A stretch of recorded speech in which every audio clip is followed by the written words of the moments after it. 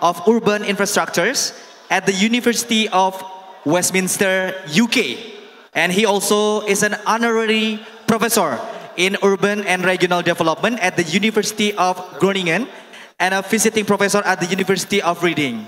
Professor Woltjer focused his substantive work on understanding international urban and regional development, resilient cities, urban geographies, and capacities for water and infrastructure management. Ladies and gentlemen, please make some noise for our moderator, Professor Johan Woltjer. All right, thank you very much. It is quite an honor to be here at ITB at this Planocosmo conference. I was at the first one quite a few years ago now, and it's been always such a lively and also very inclusive kind of event. And of course, that also brings me immediately to the theme of this session. We're going to look at the aspect of inclusiveness. In the new urban agenda, inclusiveness is an important aspect. So issues related to who cities are for, who are benefiting from cities, and also who has access to various services and facilities in cities are important questions. We're going to discuss in 3 presentations these aspects related to who is in cities and who is enjoying cities, who has a possibility to perhaps buy into various services in cities. Through planning, who may be involved, and through planning, who is not involved. Those are typical questions we might address in this session. This session is a plenary session for the Journal of Regional and City Planning. And as you may be aware, this journal is an important international journal at the university, at ITB, and increasingly international and increasingly visible also internationally. Let me introduce the 3 speakers. I'll start with our first speaker, which is Professor Haryo Winarso. Professor Winarso is, of course, a colleague at ITB. Yeah, please come forward. He's the head of the Research Committee for Regional Planning and Infrastructure Development, and well known for his focus on land and housing development. Professor Winarso has an elaborate international experience with countries like the United Kingdom, Singapore, Thailand, and of course in the United States. He is also very active in various networks for planning in Indonesia. Professor Winarso's presentation will be about mega projects, land governance and inclusion, or inclusive urbanism. Our second speaker will be Paul Jones. Paul is a director of the Urban and Regional Planning Program at the University of Sydney.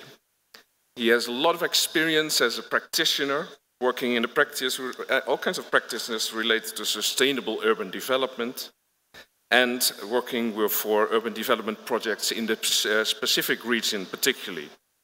Urban governance is his specialization. Paul Jones will present under the title Inclusive Urbanism and the New Urban Agenda. Please also come forward.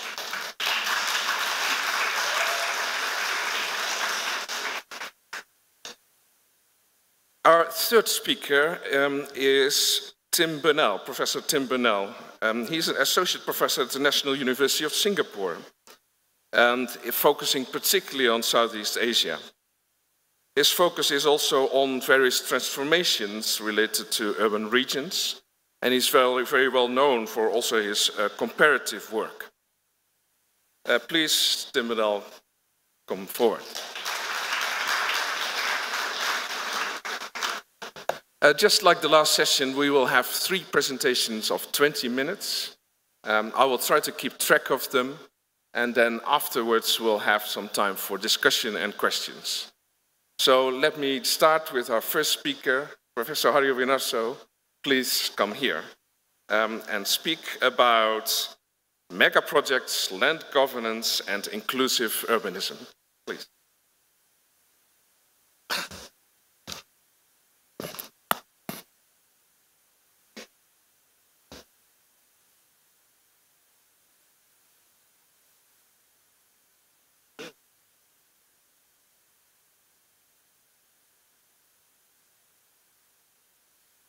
Good morning, ladies and gentlemen. It is an honor for me to present this paper here. And the title is a bit different with what you already have in your book. This title is Mega Project, Land Governance and Inclusive Urbanism. This presentation is actually based on my ongoing research on neoliberal urban planning, large-scale development, and the impact of urban planning policy in Indonesia. The argument that I want to share with you today is that urban land governance is becoming more multifaceted when facing the growing urban influence in land development through investment, brokerage, planning, and design for urban and territorial development, which in many cases segregates the spatial uses into contemporary class antagonism. Urban development is seen as a reflection of mode of production to get more economic surplus. And also new inequalities and complex temporalities have come in, challenging the concept of leave no one behind, inclusive and sustainable development as advocated by the new urban agenda and the sustainable urban development.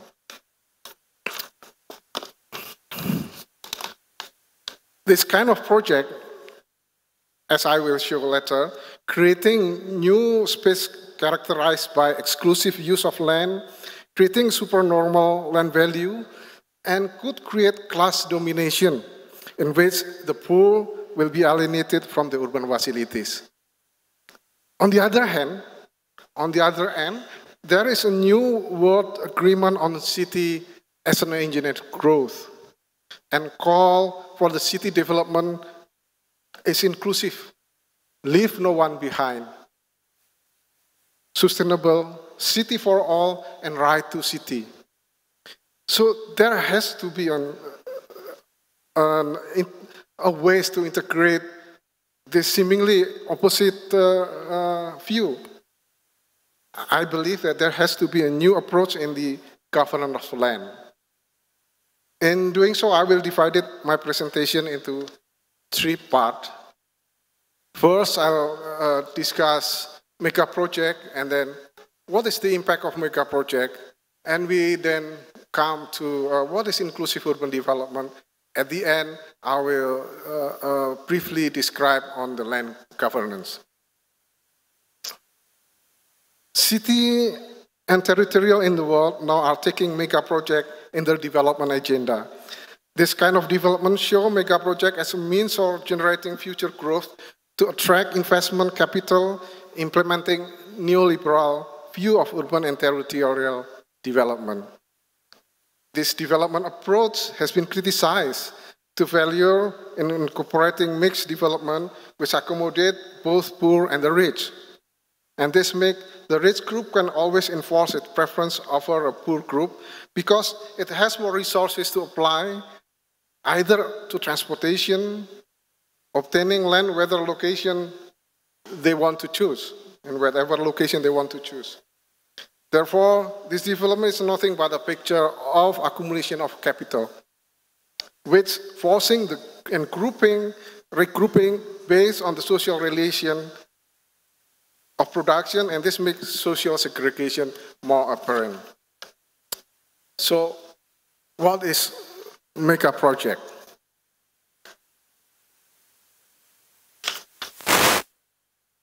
Here are some of the example of mega project.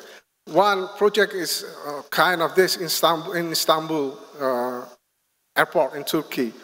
The cost of this project is 29 billion, constructed in 2015, and right now it's still under construction. Other kind of project like this is also in Saudi Arabia, for instance. 500 billion, total area is 26,000 kilometers square kilometer, and still under construction. Other project in Johor Bahru, this is also very new actually, Johor Bahru Forest City in Malaysia, 100 billion, US dollar. Total area 1,300 square kilometers. Right now it's still under construction. We also have like this. In Sumatra, for instance, we actually have a lot of mega projects right now in Indonesia, but one of them is Trans-Sumatra High-Grade Highway, HGH in Indonesia, 10.5 billion, 2,048 kilometers. This connecting all Sumatra from the north to the south. We also have this, I think this morning, Professor Silver, Chris have showed one of this. Jakarta Great Garuda Seawall project in Indonesia. This cost 40 billion US dollar in 1995, start 1,000 hectares. Now it's under construction, and we know that there is a debate on the implementation of this project. Other, which is right now is still also in the discussion and a very hot debate, is Lipo Cikarang Industrial Park, or Orang Country, Indonesia, 40 billion US dollar in 2017, 322 hectares. Now it's still under construction. And I believe that you are all aware with this and know that this project, Meikarta in Indonesia, 20 billion US dollars. Almost every day, every morning and every night, you see the advertisement in the television. This is not that big actually, 500 hectares only right now, compared to Bumi Serpong Damai, which is almost 3,000 hectares. This is not that big. But again, there will have a impact on the development. So what is the impact of such big development? Mega project undoubtedly have a significant impact on urban development, not only because of the area that they develop, or not because of the significant amount that they invested, but also because of the development process that they undergone. I will not discuss the process, but well, at least we can see that the process is mostly, the end is more political. Of course, they have to see the economic possibility, feasibility, the land, how they can get the land. And right now we have a hot discussion on how can Meikarta get such land, the environment, the community, and also the permit, of course, for this. And at the end, this again, the political. We also have a discussion on the reclamation of Jakarta. Again,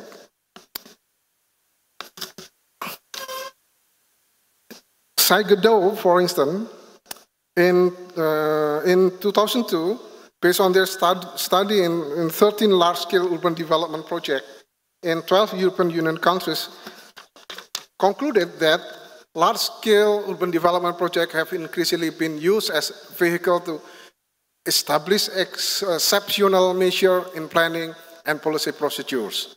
We may also see what happened in Indonesia. I haven't finished the study, but perhaps we can learn from this. This part of neoliberal new urban policy approach and its selective middle and upper class democracy, it is associated with new form of governing urban intervention, characterized by less democratic and more elite-driven priorities. Large project, urban development project, use of very formalist participatory approach, resulting in a new choreography of elite power. The UDP are poorly integrated at best into the wider urban process and planning system. As a consequence, their impact on city as a whole and on the area where the projects are located remain ambiguous.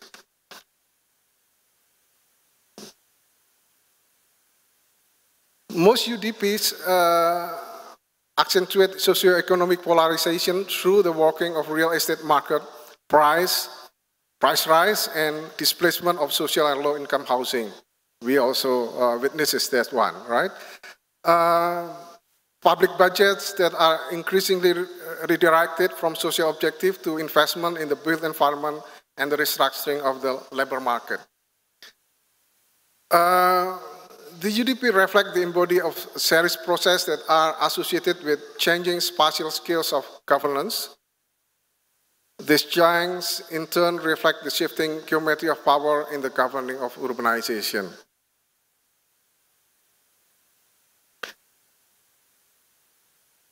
This kind of project is also increasing the value of the land, and even in the land further distance from the center of activities, creating other space of activities, and the following slide will show. This is a project, mega project in Nepal, and you can see that although it's 150 kilometers from the central city, the price in this Damauli is 150 kilometers from Kathmandu. The land price is also increasing very significantly. And those who have been to Nepal will understand that actually the country is still very developing. I mean, well, there's a lot of tourism, but mostly there are still a lot of poor people as well. Land value in the center area has increased significantly, and land value in the peripheral area has also risen at almost the same, or even a bit higher in proportion, country with the central area. We can also see that in Cambodia. There's a new development in Sihanouk Ville, Cambodia. It's in the what is it? In the coastal area, but again, because of this development, the price of the land increased very significantly. Land price in the rural area also hiked due to rollout of the urban capital and foreign investors that contribute to development. The other example is in Bogota. Right, in Bogota. This is because of the station. Real estate rental trends show commercial uses as the most profitable to be developed along the Trans-Millennial Pathway. We also have a project like it, like the TOD and so on. I'll come to it. And now we look at Makassar. Makassar also experienced this one. See, the circle that I put it there, there are the city center one, but the price of the land, even further away from the center, also increased very significantly. More than 20 million. And this type of development is also happening in Surabaya.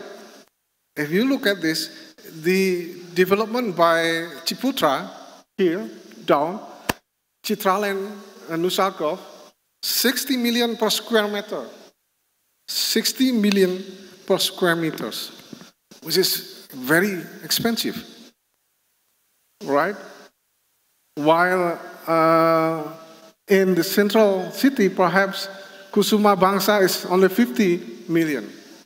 So more investment make more bigger investment, usually funding from transnational, make the land developed and the price increase very heavily. In Yogyakarta, this is based on the, actually, this is zona nilai tanah. What is it, zona nilai tanah? Zone price for NJOP, tax base actually. And we can see also there is what is it, enclave of development that makes the price of land very expensive. One residential area in Yogyakarta, surprisingly for me, it sells a house up to 5 to 10 billion rupiah, which is very high compared with the area, central area. And sometimes it's really difficult to understand what happened in this area. Why it's so expensive? Who buys this land? Right? In Jakarta, of course, we have seen there are, well, at least here, 19 big projects. You can see more than 500 hectares. And this creates new price of land. And this is based on my research in 2015. I draw an ISO line of the price based on the land price in Kelurahan. The unit is Kelurahan. Now we are actually trying to get more detail with RW. RW is, what is it, RW? Neighborhood.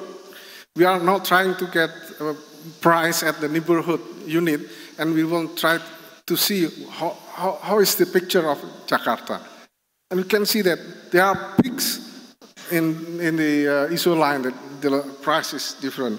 And I and Pak Ibeng actually here doing a research in Cikoko.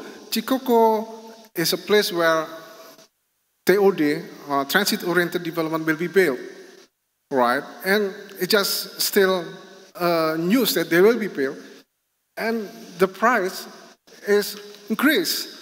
See, in 2015, the blue line showing that the price of the land increasing.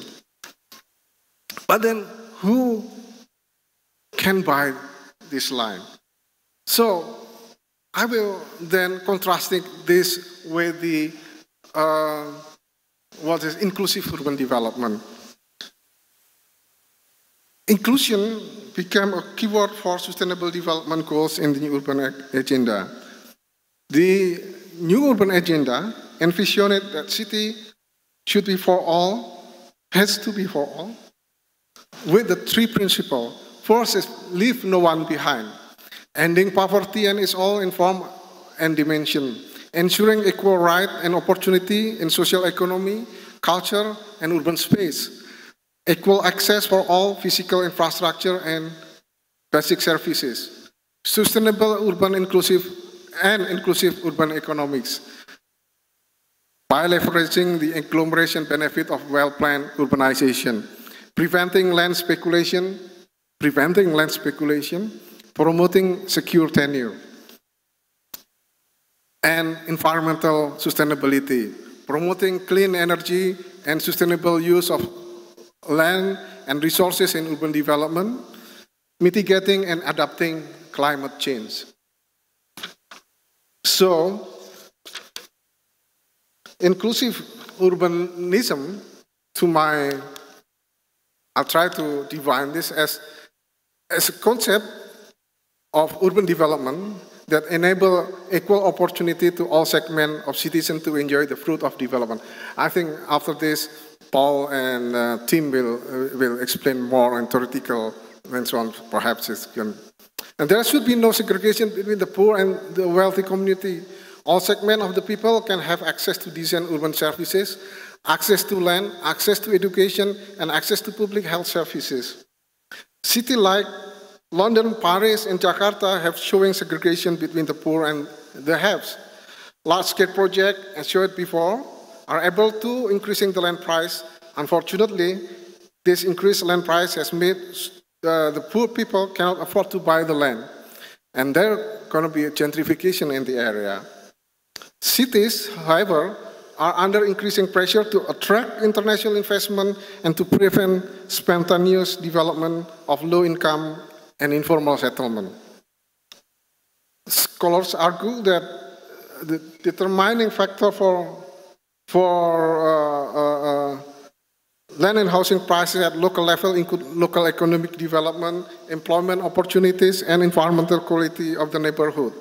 If those factors appear at the same time in one particular place, then the monopoly rent condition occurs and the price can possibly be charged independent of either price production of the value of commodity. By providing this quality infrastructure and amenity values associated with the location, such access to good school, shops, and other facilities, particular development will able to create situation where monopoly rent occur. And of course, this is without cost. I just discussed this morning what the just now with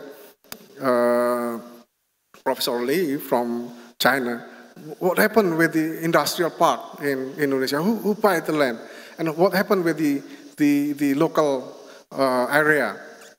Well, I said that sometimes, and most of the time actually, when industrial park is developed like this, the benefit of this development are not local, directly to the central. And very, very small spillover economic benefit for the local area. However, actually, investment like this can be coming from private, big investment, can also be from the public sector. Sorry, I think here. Yeah, this is Alam Sutra actually, when they put investment, develop the area like this, and the price very expensive. It increased 600% within 6 years.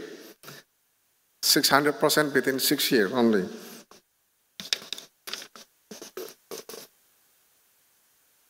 How many minutes? Oh, sorry. Okay, then I have to go very fastly.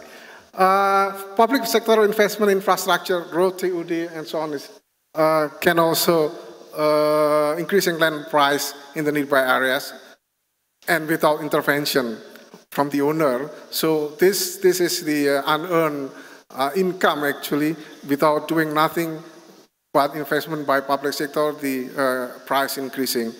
Private sector investment in large-scale land development, increasing land price and gentrifying the area, segregate the spatial use of land.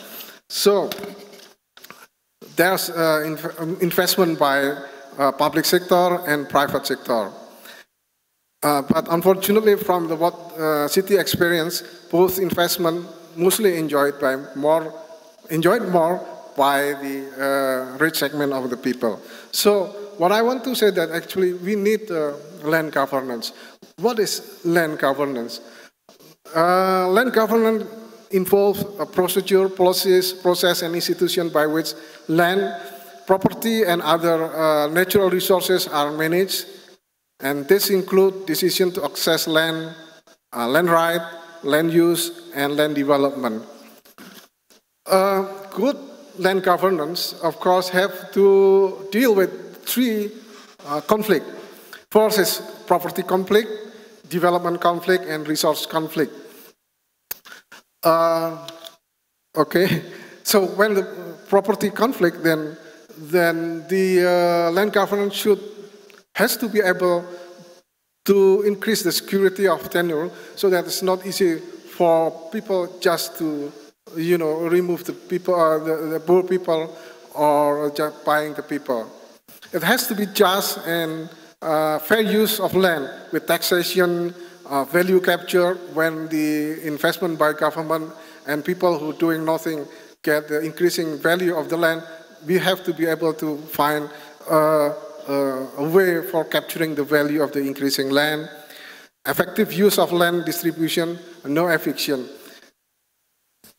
And property, and then development conflict. Development conflict. Land should be used for human development. And protecting, at the same time, it has to be protecting the environment and ensure transparency of the use of the land. And the last, I think, resource conflict. Ensure sustainable development and development controls in the area. Well, I have to stop right now. Okay, it's enough. Thank you very much. Also, we can discuss after this. Thank you very much.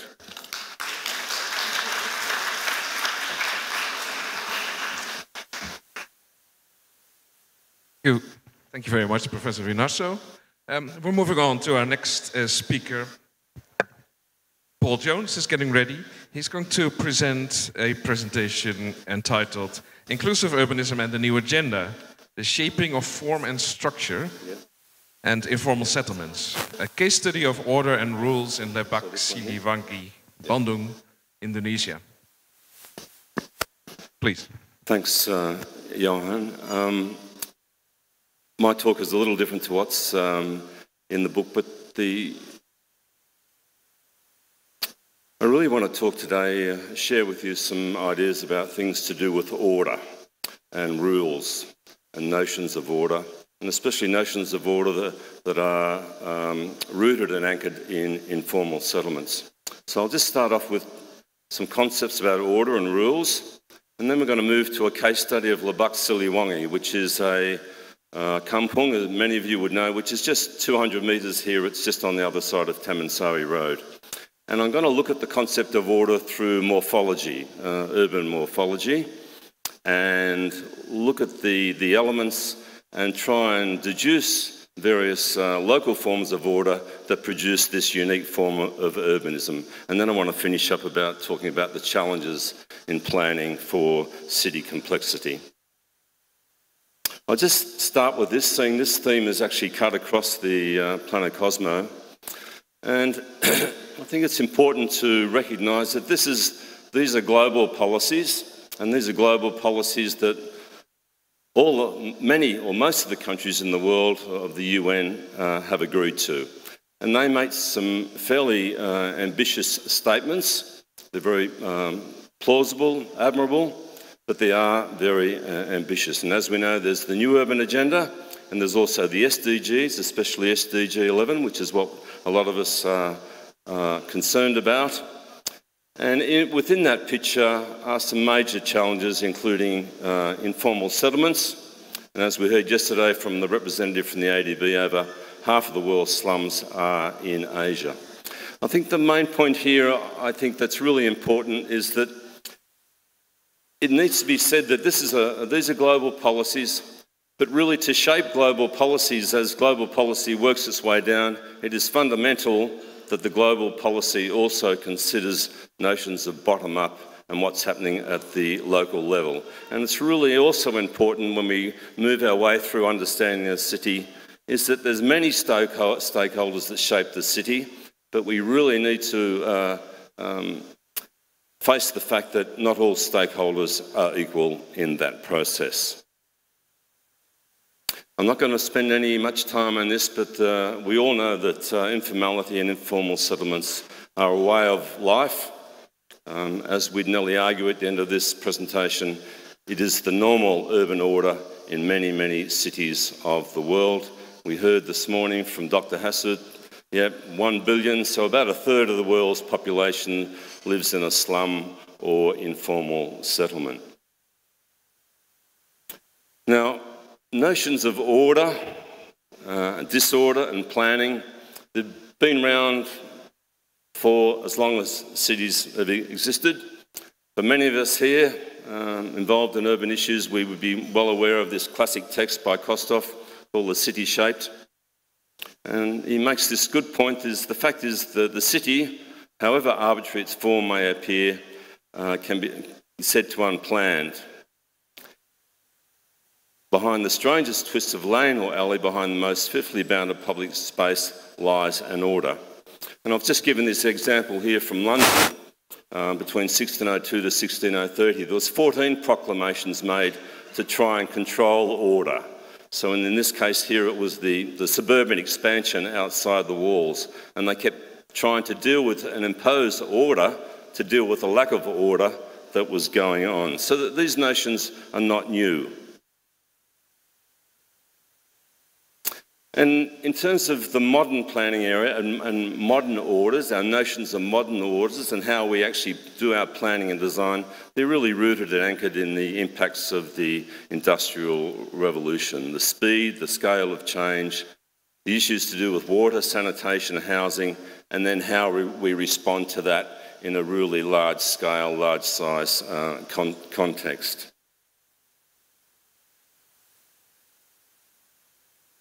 And as many of us here would know, the modern planning era, what we see is these new orders embedded in some classic plans and master plans. So we're all very familiar with Howard's Garden City.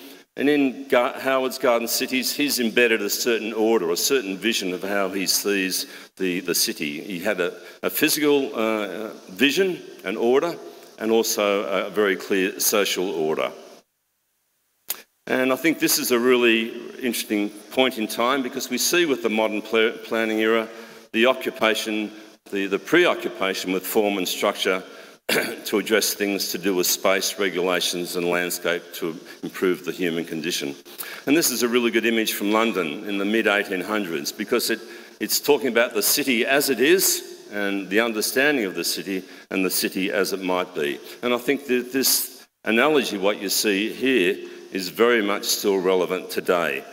How well do we really understand the city as it is? I think if you were talking about order, we need to acknowledge people like Corbusier, who were central to promoting these notions of order, functionality. The house is a machine for living in, and a curved street is a donkey track, a straight line, a road for men.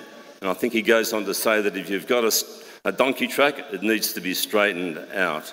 And as we know, a lot of Corbusier's ideas then became fundamental in planning and design and architecture through the 20th century and was embodied in what's called the Athens Charter of 1933. I'll just quickly mention a couple of key texts here. Many of you would be familiar with this, the work by Alexander, The City is Not a Tree, and his work really challenges us about the fact that we tend to apply the tree structure to our planning and design in cities when in fact the reality is it's complex, it's this lattice-like. And as someone who worked for a Newtown planning corporation, we applied the tree structure. And just quickly to mention, this is some classic work by Alexander. It's a 4-volume work on the nature of order. But I think the key takeaway point from Alexander's work here is that he says that the notions of disorder evolved from a lack of understanding the evolutionary and organising and paths of change that shape one configuration for another. And I think that's really important when we're trying to understand the city. So modern order, the order that most of us here are involved in, as planners, designers and teachers and practitioners, implies some form of hierarchical control. There's a geometric uniformity. We're about beauty. We're about physical solutions and about repetition of physical elements and accepted patterns. And so here, for example, we see some physical orders, new physical patterns of urbanism being applied in parts of Bandung and for kampungs. And without going into any long length, I think there's questions to be asked. Is there a confusion between physical order and better social outcomes? Or if we switch that the other way around, is social disorder seen as being solved by new physical regimes and orders? And of course, with the modern forms and modern orders, we see a certain types of geometric order. There's an arrangement and layout of objects, buildings, all set in relation to each other. They're in a sequence, they're methods of organisations, and they're accepted forms of geometry that we all apply. Parallel lines, curves, orthogonal and so forth. So we can see some examples here from Sydney, and we can see some admirable plans here for the kampungs, which are just down the river, being put in a grid type form by Bandung city government. On the other hand, what do people and organisations and policy makers think of informal settlements? Well, they're organic, bottom up, self-organising, dysfunctional, chaotic, lack of discipline, residents, form, the environment, seen as a problem to be fixed with different orders. There's some of these scholars here in the room, they would argue that order in informal settlements is mixed. It's formal, informal, hybrid, it's complementary, it's co-evolutionary. And work done by Suatini and Paulo Silva here is very much on challenging these accepted ideas that we learn in our education and we apply in practice. Some other work that I've done recently argues that order, based on some case study, is self-made. It's local nuanced order with its own logic. It's in place, it's not out of place, it's ordered, not disordered.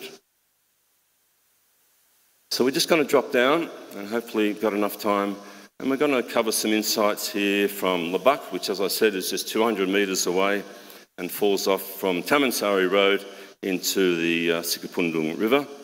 And it's pretty well at the bottom of the green lungs of the city here, which was the Dutch plan, the Karsten plan of 1933. And Lebak just sits below the green area, and you can see there the Passaputi flyover. It's just above that. So a lot of the research, and a lot of this research has been done with ITB and with students from Sydney University and ITB, and we've been focusing on understanding the form and order and services in these kampongs. And I think it's really important when we look at the city as it is and the city as it should be. The city as it should be, a lot of it is couched around Bandung's vision to be a modern Western global city. Now these kampongs are ripe for redevelopment. They're in a city, land tenures unclear, multiple layers, but despite that, many of them, not all of them, have strong local and community governance. So this is Kampung Lebak Siliwangi. There's the Sikapundung River, and just up here, and just you can see on the edge there, ETB is just a couple of 100 metres on the other side.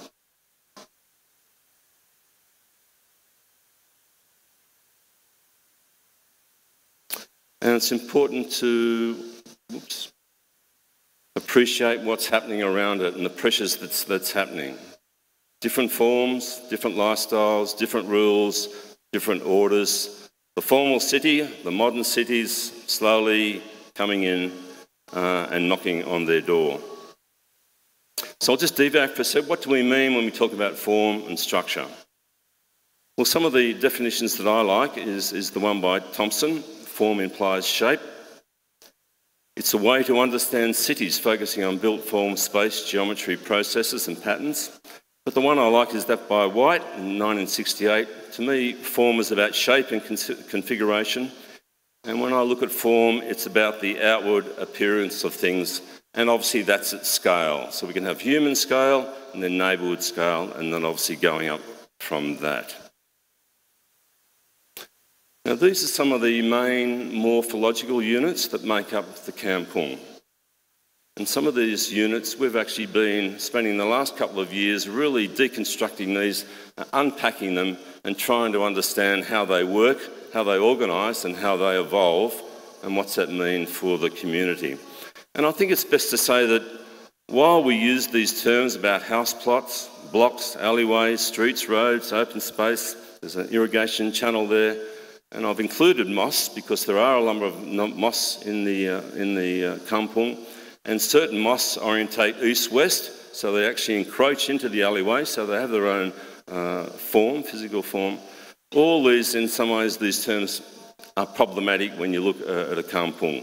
Plots, for example, the house plot can be divided into 4 or 5 or 6 houses, and what is a block in a kampung? You can have a number of blocks, but a lot of them have got minor alleyways that link between it, and it becomes very problematic. But within that, you can identify certain orders, and in terms of the blocks and the way those blocks come together. Some are clustered, some are grid, some are curvilinear, and some are just linear. And these are the main patterns that repeat. So this is the first rule just to focus on. I'm going to go through 3, is the fact that the order for Lebak primarily is really based on a legacy of past major development decisions, and topography are the main drivers of its current structure. It's really interesting here when you go and look back, which you need to understand Lebak. In the 1920s and 30s, this was just rice fields and paddy fields. Then, as we know, after the war, and there was a lot of civil unrest in parts of Java, we started to see a lot of migration coming to Bandung. and hence you started to see the transformation of the paddy fields. Then we see this more and more migration. We see the transformation of the paddy fields, and then finally we see the type of form and structure that we see today in this irregular block form. And so really what you're seeing there is those alleyways, many of the alleyways are really the walls of the rice paddies. And with locals you can actually identify where these pass and where these walls are.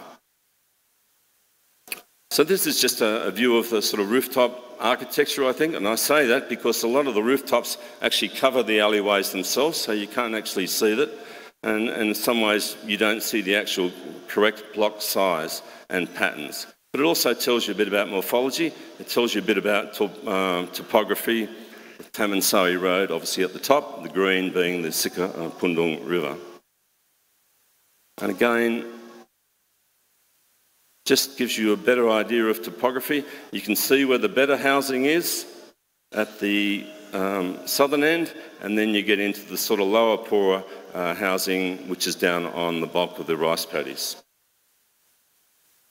This also helps you, tells you a bit about the fabric, the scale, tells you where the main units are, and tells you where the change in grade occurs. And likewise here, this is not finished, but basically you can identify 3 to 4 terraces that go through Lebak, and then there's a wall into another terrace, another wall, and then down to all the rice paddies, which now form the main blocks on the lower thing. So with residents, you can actually go around and you can identify the original walls of the rice paddy, which are now fundamental elements in determining where these blocks go.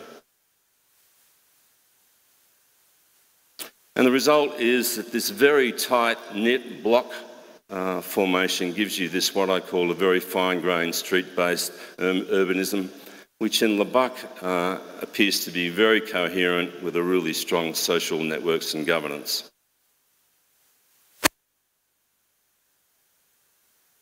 Yep, I'll move. Yep. So I think this is the below Taman Sari Road. I'm going to move along here, so we're short. It's just important here that we're going to just quickly cover soon about forms. And what's great about this picture is it shows you the adaptation. So we have a window which gives you light and permeability, see-through, but in other parts of the day it's obviously used for a shop. And likewise you see this use to these alleyways and how technology and transport adapts to the alleyway width. Now the main focus I just want to get onto in the next 5 minutes is really this rule about the alleyways, because at the end of the day, the public and the private space, the alleyway and the housing are both combined together. You can't pull one apart from the other, because it's the housing that actually determines the alignment of the alleyway and their geometry and the function. So unlike our planned cities that we do and we set out our public land, this in fact is the reverse. So here, obviously adaptation in terms of form. I'll move through these.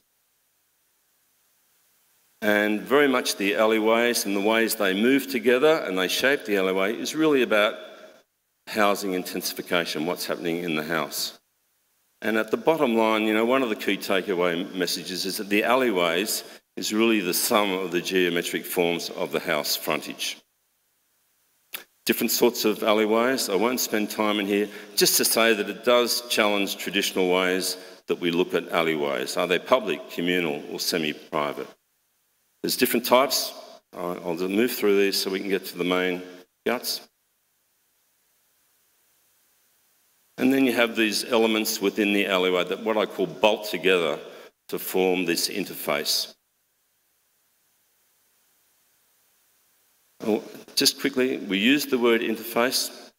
Salangaris gives a good definition there about edges being important. But obviously, at the human scale, in the kampung, these interfaces are fundamental to understanding evolution and adaptation. And you can look at these interfaces via form, materiality, scale, functionality, and edges and boundary. So I'm just going to tell you 4 basic types of what I call interface types. which in fact are the primary form types that shape housing, but they shape the alleyway. So there's some here called blank walls. There's things we call housing with a setback.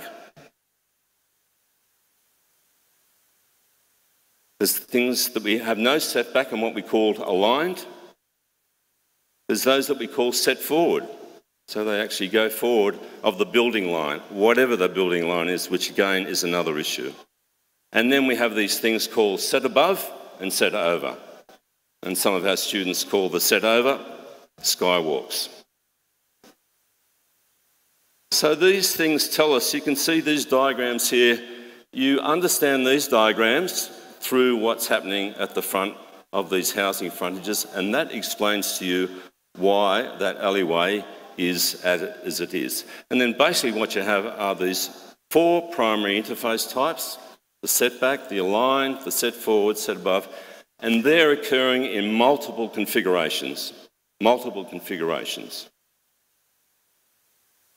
Just quickly, we did with Ninik and Sri Mariyati, some students, we surveyed 100 plots along this gangstone alley there, the one shown in red last year. And this is the sort of pattern that you see. The blue is actually the non-river, the red is actually the river. But what it tells you is the primary types of form. You see that on the river side, there's a lot of set forward. So the question is the fact they can't go into the river, the fact that therefore they have to come forward, and you see the things. But what it tells you is the primary types and that there's multiple then configurations. And the last one, just very briefly, is to say that when you look at what's happening, these changes and what's happening in the alleyway, they're small-scale adaptations and renewal. And the way I look at this housing intensification is really through this bolting up. It's sort of like Lego. You're adding floors, you've got external stairs, there's the odd amalgamation, material, verandas, and again, I've included as 7, the horizontal encroachment into the alleyway is again another way of this process of intensification. And I'll just show you this. This was taken with Paulo the other day. I'll be not there in 2 minutes.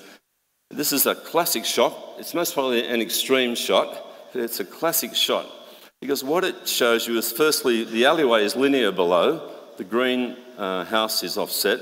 You can see the person on the bottom has compromised by going around the veranda of the greenhouse, but if you go to the top, next one, you can see they've actually put a chainsaw through the corner of the greenhouse to allow for the White House to take its roof down. And we're just about there, a couple of slides. Then you get this very unique geometry. So just to wrap up, what we see is things to do with form, individual community driven, and obviously these Western things that we take for granted about setbacks, set forward, aligned, they're not physically fixed. It's an ongoing process. But at a certain stage, in certain alleyways, they won't go further than, say, 1.5 meters. And space, there's different meanings here to what we're used to. And I think public interest, it's not unified, but yet what you notice is what I call there's a humanitarian respect exists in these kampungs.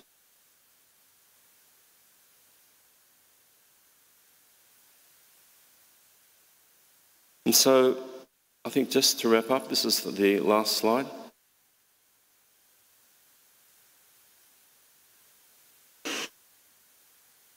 And so I think, our challenge as planners and designers and educators is really understanding the city as it is to go forward about what the city should be.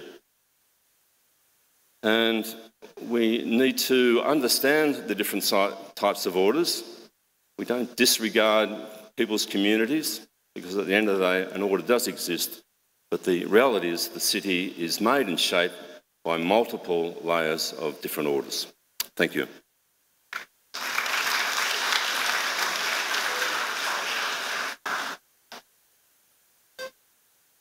Thank you very much. We'll move on straight to the next presentation, which is a presentation by Tim Bunnell. looking at urban inclusiveness in theory and practice.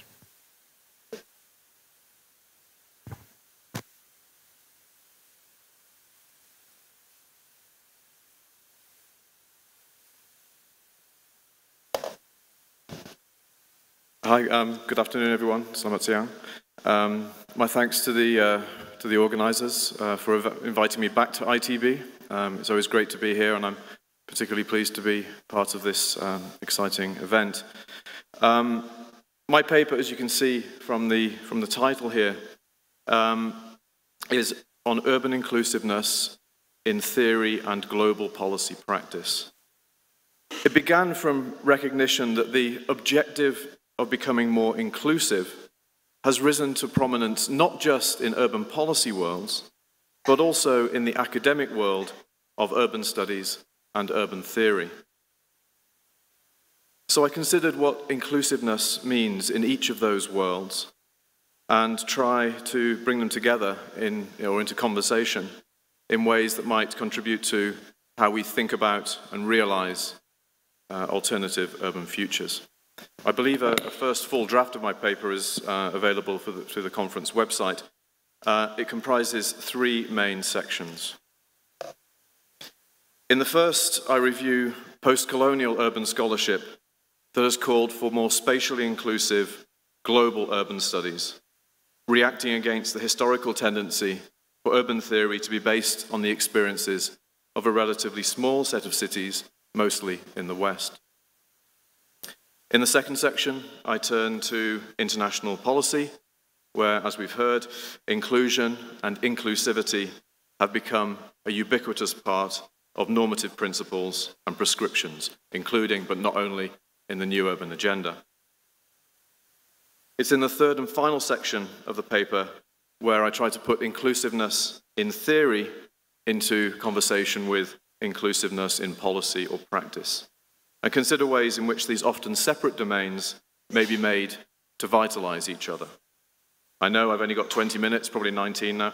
I'll skip reasonably quickly through the first 2 sections and focus more on the third section, which is where I think the potential value added of my currently drafty paper lies.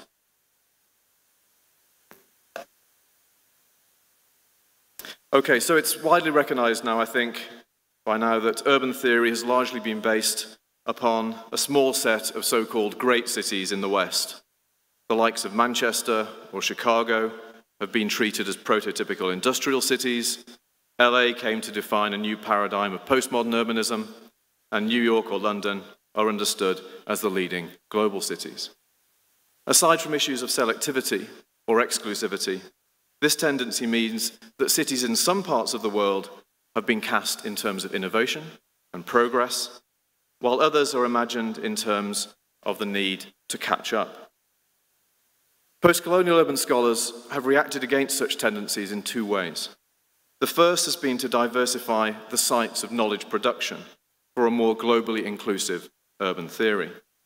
And Anya Roy referred to this as an orientation towards new geographies of theory, incorporating experiences from beyond what she calls Euro-America.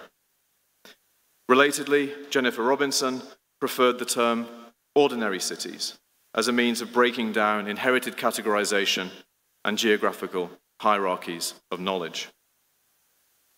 A second way in which post-colonial urban scholars have pushed towards more globally inclusive forms of research concerns efforts to foster conversations and comparisons across conventional categories and spatial divides. As Robinson has pointed out, the tendency to locate the leading edge of global urban change and progress exclusively in cities in the global north led to a situation where learning across the global north-south divide has been imagined as possible only from north to south. In addition, as faith in even that modernizing pathway has diminished, cities of the north and south are increasingly imagined to occupy discrete worlds, such that no meaningful learning or comparison is thought to be possible across the divide. So in contrast, post-colonial urban scholars have called for less exclusively bounded conversations, where all cities, all communities, following Paul's presentation, have the potential to be sites of innovation, and where comparative learning operates at multiple scales and runs in multiple directions. Overall, then, post-colonial urban scholarship pushes towards ways of doing the urban that are inclusive of a wider range of sites of theory building, and that are open to the possibility of diverse vectors of interurban learning.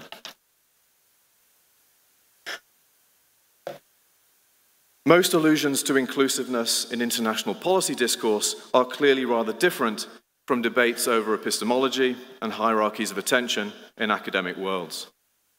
If for post-colonial urban studies, the impetus for forging a more inclusive urban studies was recognition of the spatial selectivity of geographies of theory building, in international policy circles, the normative rise of inclusion has been in response to social exclusion in our real urbanizing world. Now, I certainly can't do justice to the bewildering range of work on social exclusion. I'm surprised nobody else has tried. 3 points, however, are worthy of brief mention, and they're on the slide here. First, economic inclusion or exclusion may be differentiated from civic, social, or cultural dimensions, although in policy practice and discourse, they are often entangled. Second, even in squarely economic work, exclusion relates to inequality in complex ways. In some contexts, it's even been argued that the rise of social inclusion has been at the expense of a concern for inequality. And third, it is possible, and I think helpful, to distinguish between procedural and redistributive forms of justice. So I take these issues into consideration of policy responses to exclusion as a global urban phenomenon, and especially in the way in which inclusion features in the new urban agenda. Seth Schindler has positioned the new urban agenda in a historical middle ground between the 1976 Vancouver Declaration's call for a regulated land market and state-led urban planning, and the 1996 Istanbul Declaration's affirmation of the virtues of free markets. In part, this shift back marks a response to heightened socio-spatial inequality associated, as we heard from the first presentation today, associated with neoliberal urban development. There was some mention of both social exclusion and inequality in the Istanbul Declaration. Yet since then, it is specifically inclusion that has assumed rhetorical centrality in UN conceptions of better urban futures. The words inclusive, inclusion, and inclusivity appear dozens of times across the 24 pages of the new urban agenda. In some cases, inclusivity is used as a positive description of good cities in general, ones where there is universal access to housing and public services, or where there are efforts to protect all inhabitants from risk or violence. In other instances, inclusivity is idealized in relation to more specific urban spaces, public spaces, and streets that need to be designed in inclusive ways along lines of gender, or age, or ability. On many further occasions, there's a specifically economic or material connotation to inclusion. Inclusive economic growth, inclusive industrial development, inclusive prosperity, etc.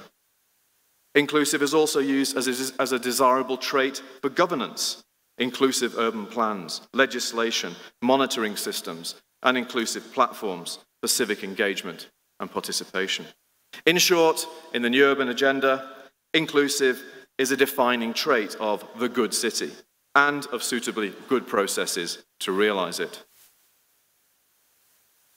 But to reiterate, at first sight at least, most cases of inclusion in the document appear to have little in common with academic agendas concerning more inclusive geographies of theory. Even to the extent that aspects of inclusivity in the new urban agenda document have explicit geographical dimensions, these are to do with equitable incorporation of people into urban territories at various scales, rather than with incorporation of a world of cities into global urban theory. So what does this have to do with post-colonial urban theory? Well, there are ways in which the new urban agenda intersects with the inclusionary sensibilities of post-colonial urban studies. Most simply, in terms of ideals of procedural equality, the new urban agenda emerged from preparatory issue papers by policy units that were reportedly formed to, and I quote, ensure a fair balance on the geographic origin of the experts in order for all regions to be fairly represented. Two further points of intersection are also worth mentioning.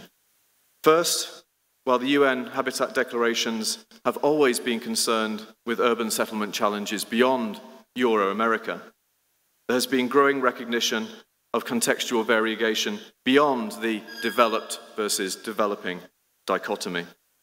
One example from point 19 is on the slide here.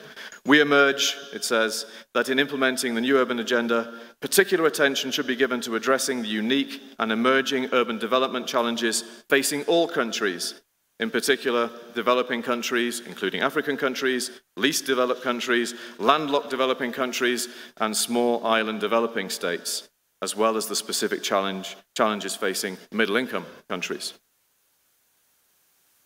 Second, there is evidence in the new urban agenda, in particular, of new ways of diagramming a world of urban challenges.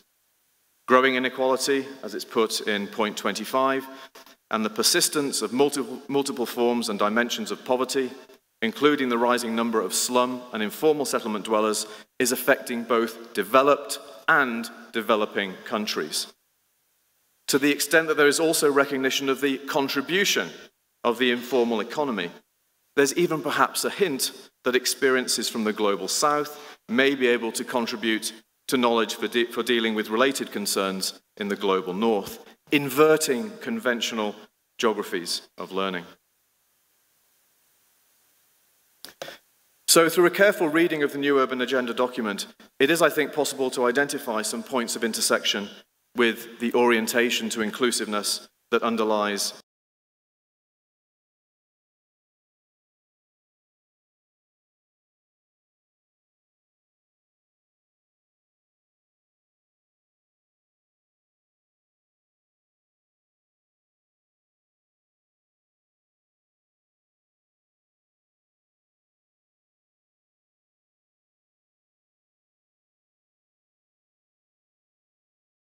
doing the urban differently. We now have a cat in the audience.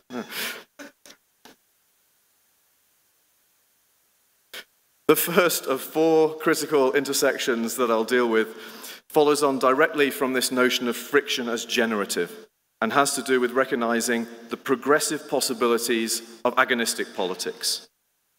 Maria Kaika is among the leading urban scholars to have criticized the new urban agenda for its overriding concern to build consensus among the usual suspects rather than allowing for dissensus that might open genuinely new policy pathways. Of course, as we know, global scale agreements are almost inevitably consensus-based, common denominator blueprints.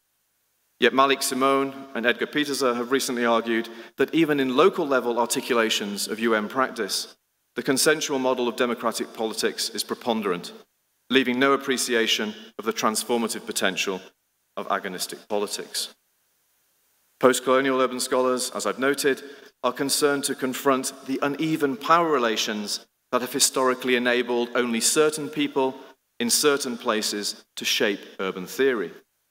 Similarly, Peterser and Simone contend that beyond the academy, contestation may be necessary to disrupt hidden forms of power that result in people being included in urban development processes in ways that only serve to reproduce prior inequities. Kaika even provides examples of groups that have actively refused to be included in planning processes, after concluding that, quote, this only legitimized the injustice of existing practices and reproduced fixed roles and power positions.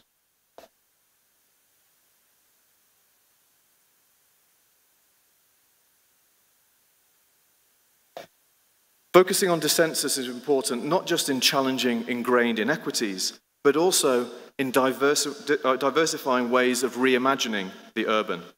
This leads on to my second point concerning the need to expand the variety of people and places that are acknowledged as legitimate resources for urban future making. One way of exemplifying this, I think, has to do with the largely untapped experimental potential of the right to the city, as it appears in the new urban agenda. While acknowledgement of rights is itself very valuable, much of the original radical potency of the right to the city has been lost in UN documents, not extending beyond the ideal of groups staking their place in the existing city. In more dissensus-based articulations of the right to the city, in contrast, it connotes the right of all inhabitants to imagine the future city otherwise, in new and radically different ways of the kind that David Harvey has elaborated. More widely, the new urban agenda describes itself as part of an urban paradigm shift, but it's largely crafted out of existing ideas and methods associated with a global core of experts whose hope for better futures continues to lie in inherited understandings of techno-managerial solutions. In contrast, Simone and Pieterse discern adaptive possibilities in dense urban neighborhoods in the global south, again, of the kind that Paul has been studying. They recognize the incremental innovation and experimentation that enables the urban majority to get by. In this way, people and places often understood to be excluded from and in need of inclusion into techno-managerial visions of the city become resources for reimagining and inhabiting the city otherwise.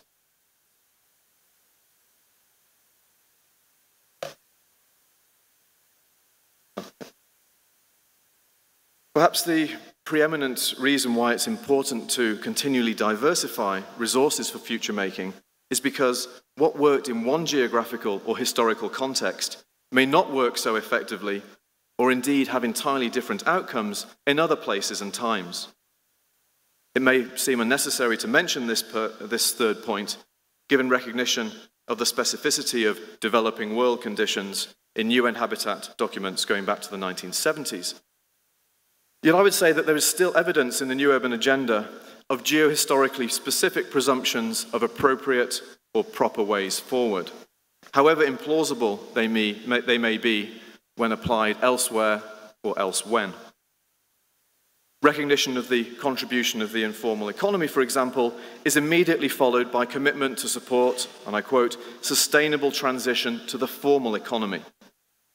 The stark reality, according to Simone and Pieterse, however, is that the scale of informality is insurmountable for states in poorer countries. It is the norm.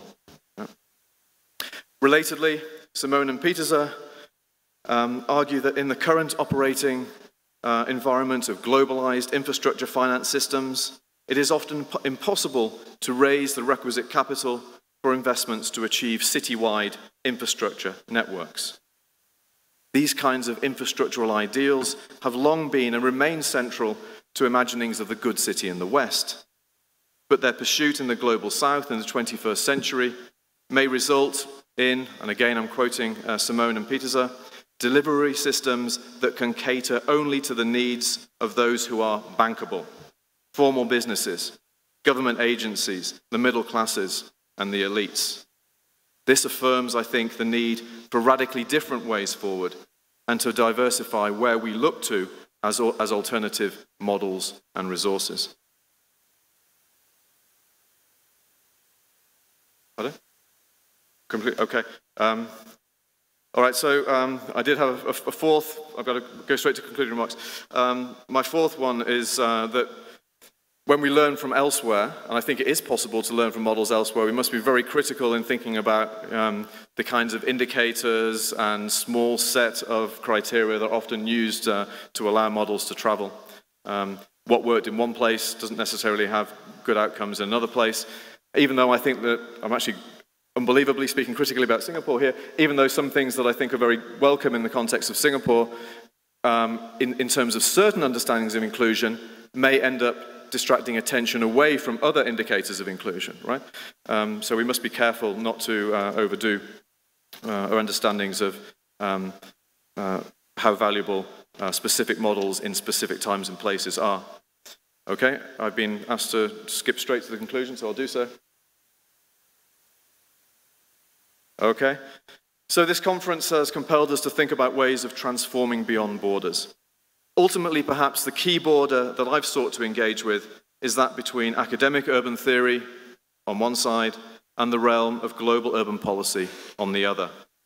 To me, the friction that emerges from making these two sides rub up against each other is about more than just implementing the so-called new agenda. It compels us to seek genuinely new ways forward in urban theory and policy practice. Thank you.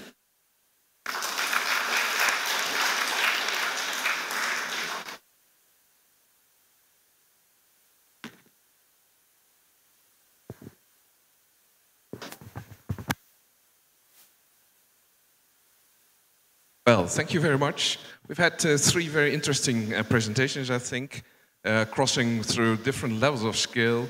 Haryo and Winarso was talking about mega projects. Of course, we were thinking very big, and the need for better land governance, I guess, was a really key lesson from that. Of course, we've got right through the levels when Paul went all down to a much more neighborhood level, talking about city structure, but looking also at small adaptive changes that are occurring at a more informal neighborhood level. And I think clarity provided by Tim in the end about types of inclusiveness and types of thinking in theory and in policies, and also the need to think critically further about inclusion of people and places. So those are the three. I'm inclined to ask a quick question to all three of you about maybe giving very briefly a possible policy step that could follow from your conclusions. Value capturing, perhaps, Haryo, or maybe how policy planning tools could be adaptive better, more locally based, probably, and how to improve our inclusion, perhaps. Are there maybe three suggestions for planning practice, perhaps, in that direction? That would be great. We have about 15 minutes, so there's also some time for a few questions from the room. So let's collect them. I see a question up there. Okay, which one first? Mr. John? Okay, the lady in the middle. Bentar ya, Prof. Okay, silakan. Thank you. My name is Wika Rumbiak from WWF Papua program. Interesting for Pak Paul presentation about morphological aspect, influence, structure, and shape of settlement. In my opinion, morphological aspect similar with the abiotic aspect. My question, how about biotic and culture aspect that takes structure and shape of settlement based on your theory? In case major settlement in Papua affected about biotic and culture aspect. I mean biotic because traditional or indigenous people dependent of access for livelihood, and culture aspect because related to historical or sacred place. Thank you. Great question, Wika. The second question, which one? Okay, silakan. I have perhaps this is opinion of